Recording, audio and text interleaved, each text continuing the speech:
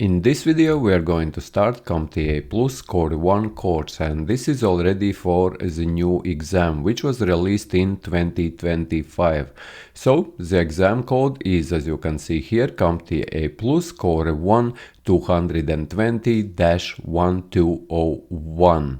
So let's start with very first practice test and let's get into it. And first question is, a user reports that their internet speed is much slower than expected. What is the first troubleshooting step?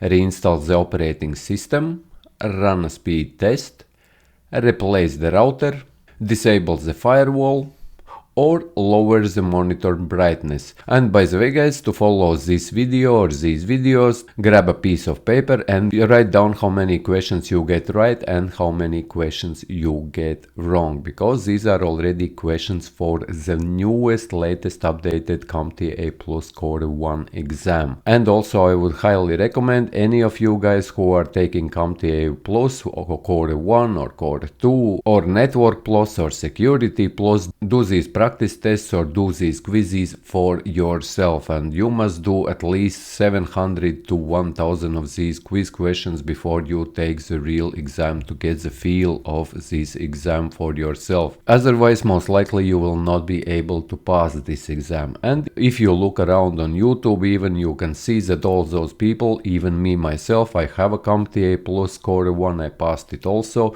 I have CompTIA Network and many other of these CompTIA certifications myself guys, and every time I take these exams I always do at least 1000 questions before I take some exam. This is just a study guide, study tip for you guys who are starting out, as CompTIA is obviously one of the first certifications you will take. So which one would be here the correct answer? And the correct answer here is run a speed test. And here is explanation. Running a speed test helps determine if the issue is with the ISP or internet service provider or local network configuration.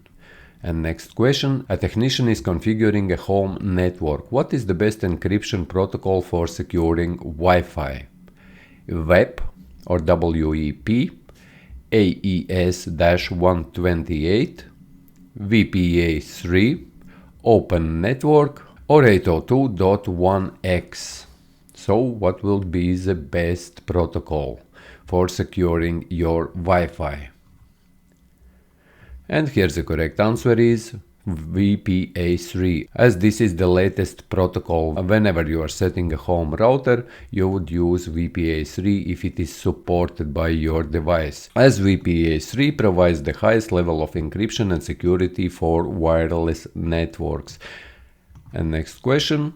A user wants to upgrade their desktop to improve gaming performance. What component should they upgrade first? So, if you are building a gaming PC and you would like to upgrade it, and which would be the most important component to upgrade for a gaming PC? Graphics card, CPU, hard drive, Wi-Fi adapter, or optical drive?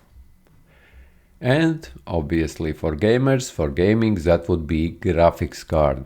For gaming, the GPU or graphical processing unit, in other words that is a graphics card, has the biggest impact on performance. A technician replaces desktop motherboard. What must be done before booting into Windows? Reinstall all applications. Check that all power and data connections are secure. Change the administrator password. Format the hard drive. Or uninstall the antivirus software. So what would be the first? And the first action would be to check that all power and data connections are secure. Ensuring all components are properly connected prevents potential hardware issues. And next question. A user's mobile phone battery drains quickly. Which setting should be adjusted first to extend battery life? So, if your mobile phone battery is draining, which settings you should adjust first to extend battery life on your mobile?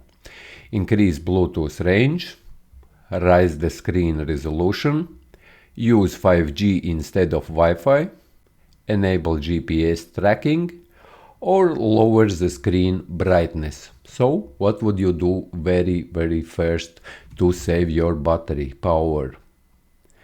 And the correct answer here would be, and the most logical, as this is the most battery draining, is lower the screen brightness, as screens are always taking the most of the battery, as this is obviously one of the biggest components of the device, and screen brightness is one of the biggest battery drains on mobile devices. And next question, a user needs to print from a laptop to a shared office printer, but the printer is connected to another computer. What is the best solution? Move the printer closer to the laptop, use a USB to Ethernet adapter, reinstall the printer driver, restart the printer spooler service, configure the printer as a network printer. And by the way guys, if you are interested in more of these videos of these different tests on CompTIA, on Microsoft, on Cisco examinations, go to the homepage and there you will find many different playlists on different exams. And now back to the question. So what is the best solution here? And best solution here would be, in this scenario, configure the printer as a network printer, as network printers allow multiple devices to print without direct physical connections. And next question, a technician is troubleshooting a PC that is making a loud grinding noise. What is the most likely component causing this issue? And here you should know that the main two components on any PC which are making grinding noises are, one could be fan and another could be HD or hard drive, and this is physical hard drive, we are not talking here about SSDs. So a loose RAM module, a failing cooling fan or hard drive, an unstable GPU driver, a damaged motherboard, or a faulty HDMI cable. And here I already told you pretty much, the correct answer is a failing cooling fan or a hard drive, as mechanical components like fans and HDDs or hard disk drives can produce grinding noises when failing. And next question, a user's Wi-Fi keeps disconnecting randomly throughout the day. What is the most likely cause? A failing power supply, an outdated processor, a corrupted operating system, interference from nearby devices, or an external hard drive failure. So what is the most likely cause for random Wi-Fi disconnections? And here the correct answer is an interference from nearby devices, as wireless interference from devices like microwaves and other Wi-Fi networks can cause connectivity issues. And next question, a technician installs a new hard drive in a computer, but it does not appear in Windows Explorer. What is the best next step?